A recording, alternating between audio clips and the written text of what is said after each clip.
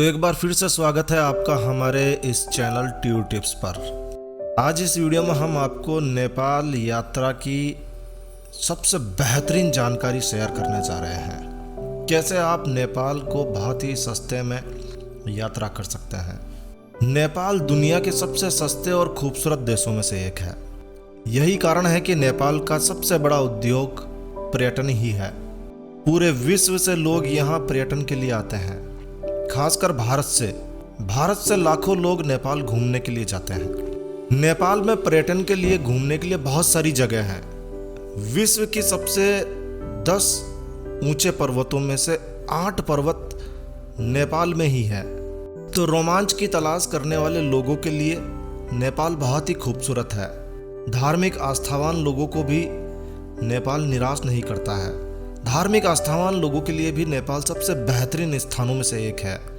यहाँ आपको हिंदू और बौद्ध दोनों ही सभ्यताओं की प्राचीन सभ्यता को देखने के लिए मठ और मंदिर देखने को मिलेंगे। यहाँ के मौसम की बात करें तो नेपाल का मौसम बड़ा ही सुहावना मौसम होता है। यहाँ का सुहाना ठंडा मौसम सभी को बहुत पसंद आता है। तो नेपाल पर्यटन, मनोरंजन, छुट्टियाँ बिताने के लिए एक शानदार स्थान है।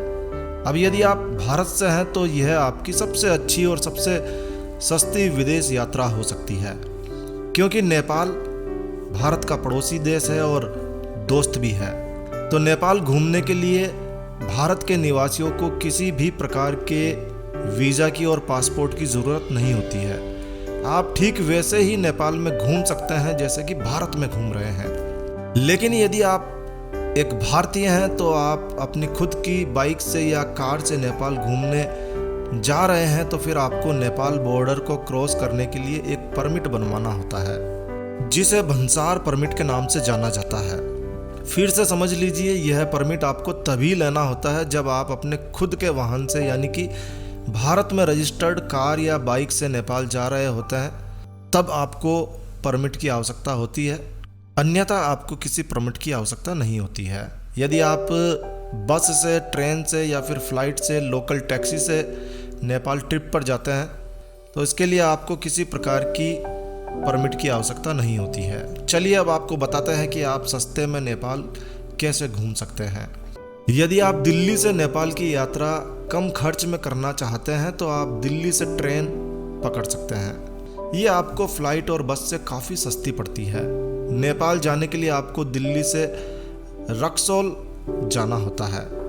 दिल्ली से रक्सौल जाने के लिए रोज़ाना एक ट्रेन चलती है जिसका नाम है सत्याग्रह एक्सप्रेस। तो आप सत्याग्रह एक्सप्रेस ट्रेन से नेपाल जा सकते हैं। ये सबसे बेस्ट ट्रेन है क्योंकि यह ट्रेन दिल्ली से रक्सौल के लिए रोज़ाना चलती है। इस ट्रेन के स्लीपर कोच का किराया मात्र 425 रुपये है और यदि आप थर्ड एसी की यात्रा करना चाहते हैं तो इसका किराया मात्र 1145 रुपये आपको देने होते हैं।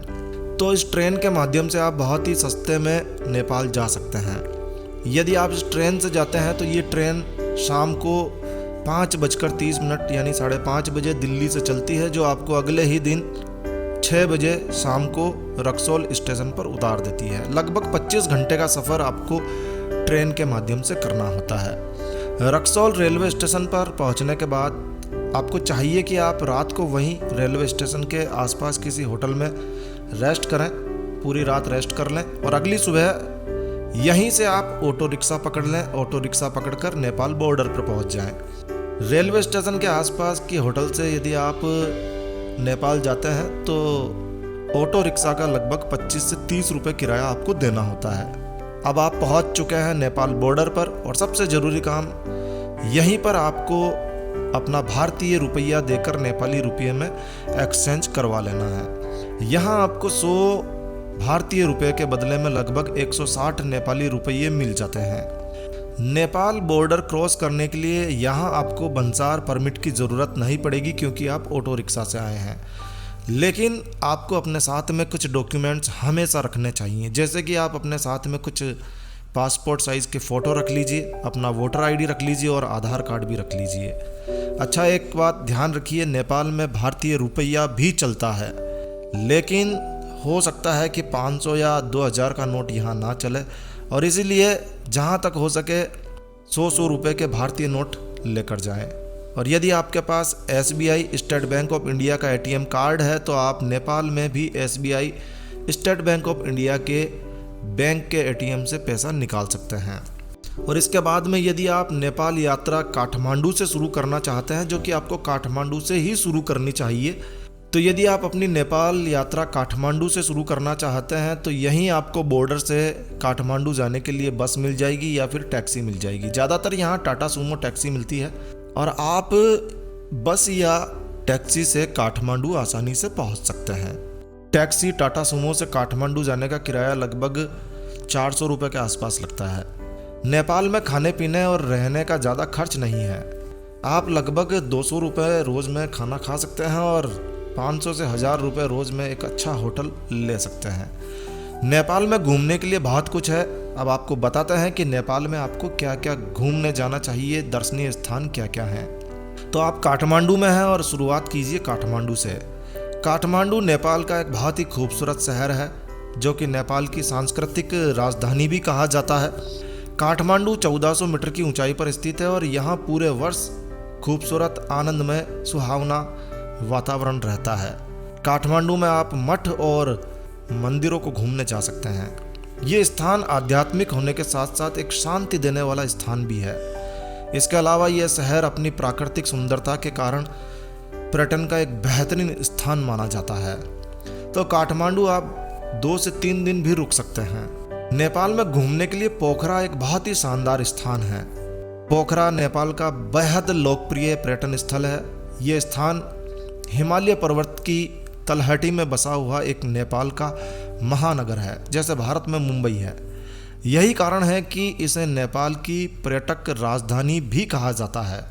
ये नेपाल का वो खास स्थान है जहां पूरे वर्ष पर्यटक सैर के लिए आते हैं, बल्कि भारी संख्या में आते हैं। पोखरा काठमांडू के बाद नेपाल का दूसरा बड़ा शहर है जो 900 मीटर से ज़्यादा ऊंचाई पर स्थित है। इसे हिमालय का प्रवेश द्वार भी कहा जाता है। यहीं से आप हिमालय की खूबसूरती को निहार सकते हैं। पर्यटकों को यहाँ खूबसूरत नज़ारे देखने को मिलते हैं। इसके अलावा पोखरा में आप रोमांचक खेलों का आनंद ले सकते हैं। पोखरा शहर अपनी झीलों की वजह से बहुत ज़्यादा प्रसिद्ध है और इसीलिए आपको चाहिए कि आप यहाँ किसी झील के किनारे पर होटल का कमरा लें। यहाँ आपको झील का व्यू बहुत शानदार मिलने वाला है और झील के नज़दीक भी आपको लगभग 800 से 1000 रुपये में कमरा आसानी से मिल जाता है। पोखरा में फेवा झील बहुत ही मशहूर झील है जो यहाँ की सबसे मशहूर और लंबी झील है। यहाँ आप झील में बोटिंग का मज़ा ले सकते हैं। इसके लिए आपको 400 रुपये खर्च करने होंगे। सागरकोट और शांति स्तूपा पोखरा के आसपास की बहुत ही मशहूर और खूबसूरत जगह है, वहाँ भी आप घूमने जा सकते हैं। पोखरा में यहाँ आप ट्रैकिंग का मज़ा ले सकते हैं। आप यहाँ अन्नपूर्णा की पहाड़ियों में ट्रैकिंग का मज़ा ले सकते हैं। नेपाल में आप हिमालय की खूबसूरती को देख सकते हैं, जो कि पूरी दुनिया से लोग नेपाल हिमालय की खूबसूरती को देखने के लिए ही आते हैं। हिमालय पर्वत की खूबसूरती देखने के लिए नेपाल में नगरकोट सबसे अच्छी जगह है। यही कारण है कि नगरकोट नेपाल की सबसे ज़्यादा देखी जाने वाली स्थानों में से एक है। नगरकोट से आप हिमालय की 8 पर्वतमालाओं को देख सकते हैं। नगरकोट काठमांडू से मात्र 28 किलोमीटर की दूरी पर स्थित है और काठमांडू से ये दूरी भी पर्यटकों को यहाँ आसानी से ले आती है। नगरकोट 2000 मीटर की ऊंचाई पर स्थित है और नगरकोट प्रकृति प्रेमियों के लिए किसी स्वर्ग से कम नहीं है। इस जगह की सबसे खास बात यह है कि यह काठमांडू से बहुत ज़्यादा नज़दीक है। लगभग आधे घंटे में आप वहां पहुंच सकते हैं और इसके लिए आपको नगरकोट में रुकने की भी ज़रूरत नहीं है। आप अप डाउन भी कर सकते हैं और जिससे पर्यटकों को यहाँ आने जाने में ज़्यादा पैसा खर्च नहीं होता है। तो आपको बार बार होटल चेंज करने की आवश्यकता नहीं है। आप नगरकोट घूमकर वापस काठमांडू जा सकते हैं। भारत से जाने वाले ज़्यादातर हिंदू पर्यटक पशुपतिनाथ मंदिर दर्शनों के लिए ही जाते हैं। नेपाल का पशुपतिनाथ मंदिर विश्व में भोलेनाथ शिव का एक प्रसिद्ध मंदिर है। पशुपतिनाथ मंदिर नेपाल के सबसे पवित्र हिंदू मंदिरों में से एक माना जाता है। ये मंदिर काठमांडू से मात्र 3 किलोमीटर की दूरी पर पवित्र बागमती नदी के किनारे पर स्थित है। सभी जानते हैं कि पशुपतिनाथ मंदिर भगवान भोलेनाथ शिव को समर्पित है। यहाँ हजारों की संख्या में भक्त आते हैं। पशुपतिनाथ मंदिर यूनेस्को की विश्व धरोहर स्थलों में भी शामिल किया गया है। तो ये बेहद खास स्थान है और आपको चाहिए कि इस मंदिर के दर्शनों के लिए आप जरूर से जाएं। नेपाल में खूबसूरत वन्य जीवों को देखने के लिए भी नेशनल पार्क उपलब्ध है। भारत में आपने कई नेशनल पार्क देखे होंगे और यदि आप एक वन्य जीव प्रेमी हैं तो आप नेपाल के वन्य जीवों को देखना भी पसंद करेंगे। नेपाल में चितवन राष्ट्रीय उद्यान एक ऐसा उद्यान है जो पूरी दुनिया में प्रसिद्ध है। इस नेशनल पार्क की खास बात यह है कि यह नेशनल पार्क न केवल नेपाल बल्कि एशिया में सबसे अच्छे वन्य जीव देखे जाने वाले स्थानों में से एक है। इस पार्क में आप बंगाल टाइगर, एक सींग वाले गेंडों को और कई जानवरों की लुप्त प्राय प्रजातियों को देख सकते हैं। आप यहाँ जीप सफारी का और हाथी की सवारी का मजा भी ले सकते हैं। तो यदि आपको वन्य जीवों को देखना अच्छा लगता है तो नेपाल के चितवन राष्ट्रीय उद्यान को देखना बिल्कुल भी ना भूलें। नेपाल में आप काठमांडू घाटी में भक्तपुर देखने जा सकते हैं। यह भी नेपाल में घूमने की सबसे खास जगहों में से एक है। यहाँ के मुख्य आकर्षणों में मंदिर और तीर्थ स्थल है। यही कारण है कि भक्तपुर को भक्तों का शहर भी कहा जाता है। नेपाल में चांगू नारायण मंदिर नेपाल के प्रमुख प्राचीन मंदिरों में से एक माना जाता है। ये मंदिर 1702 ईस्वी का स्थापित किया माना जाता है, जिसमें भगवान विष्णु की शेषनाग के साथ में प्रतिमा स्थापित की गई है। तो जो लोग भगवान विष्णु को अपना इष्ट मानते हैं उन्हें चांगू नारायण मंदिर जरूर देखने जाना चाहिए। काठमांडू के पश्चिम में एक पहाड़ी की चोटी पर लगभग 3 किलोमीटर की दूरी पर स्थित है स्वयंभूनाथ बौद्धनाथ मंदिर। काठमांडू घाटी का ये दूसरा सबसे महत्वपूर्ण मंदिर माना जाता है और इस मंदिर के कुछ हिस्सों में बंदरों ने अपना स्थायी निवास बना रखा है। यही कारण है कि इस मंदिर को मंकी टेम्पल, बंदर टेम्पल के रूप में भी जाना जाता है। अपनी नेपाल की यात्रा में इस मंदिर के दर्शनों के लिए आपको जरूर जाना चाहिए। और नेपाल जाएं तो सबसे खास बात, नेपाल में आप अल्ट्रालाइट विमान का मजा ले सकते हैं। अल्ट्रालाइट विमान पोखरा से उड़ान भरता है और इस विमान के माध्यम से आप नेपाल की खूबसूरत झीलों को, खूबसूरत पहाड़ों को और गाँवों के शानदार दृश्यों को आसमान से देख सकते हैं। ये नेपाल पर्यटन का एक बहुत ही प्रचलित और शानदार तरीका है, खासकर ऐसे स्थान जहां आप किसी और साधन से नहीं जा सकते हैं, जैसे कि ऊंचे ऊंचे पहाड़ और सुंदर झीलों को नज़दीक से देखने के लिए अल्ट्रालाइट विमान एक बेहतरीन विकल्प है। जिन लोगों ने कभी कामना की थी कि वो बड़े होकर पक्षियों की तरह उड़ सकेंगे, उनके लिए यह हवाई यात्रा उनके सपनों को पूरा करने वाली होगी। तो नेपाल जाएं तो अल्ट्रालाइट विमान का मज़ा लेना बिल्कुल भी ना भूलें।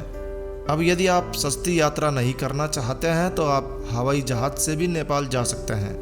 इसके लिए आप भारत से इंटरनेशनल एयरपोर्ट से सीधे काठमांडू के लिए उड़ान ले सकते हैं। और हाँ, आप भारत से बस के द्वारा भी नेपाल की यात्रा कर सकते हैं। केवल भारत ही एकमात्र ऐसा देश है जहां नेपाल के लिए सीधी बस यात्रा उपलब्ध है। तो आप दार्जिलिंग से, दिल्ली से, लखनऊ से, वाराणसी और पटना से नेपाल के लिए सीधी बस पकड़ सकते हैं। दिल्ली से काठमांडू तक बस यात्रा के लिए आपको लगभग 30 घंटे लगते हैं। लेकिन यदि आपको 30 घंटे ही खर्च करने हैं तो आप ट्रेन की यात्रा भी कर सकते हैं। तो ये थे नेपाल की सस्ती यात्रा के टिप्स और घूमने लायक स्थानों के बारे में पूरी जानकारी। आशा है नेपाल की यह यात्रा आपको अच्छी लगी होगी। तो बस इस वीडियो को यहीं विराम देते हैं। दोस्तों, यह वीडियो, यह जानकारी आपको अच्छी लगी हो, यूज़फुल लगी हो तो कृपया लाइक के बटन पर ज़रूर क्लिक कीजिए। और यदि आपने हमारा ये चैनल टूर टिप्स सब्सक्राइब नहीं किया हुआ है तो कृपया चैनल सब्सक्राइब कर लीजिए। इस चैनल पर हम और घूमने लायक स्थानों की जानकारी लेकर आने वाले हैं, तो इस चैनल को सब्सक्राइब जरूर से कीजिए। तो एक नया वीडियो, एक नई जानकारी लेकर मैं आपका दोस्त नरेंद्र अग्रवाल फिर मिलूंगा। तब तक के लिए stay healthy, stay happy. Thank you for watching my video. Thanks. जय श्री राम, जय हनुमान।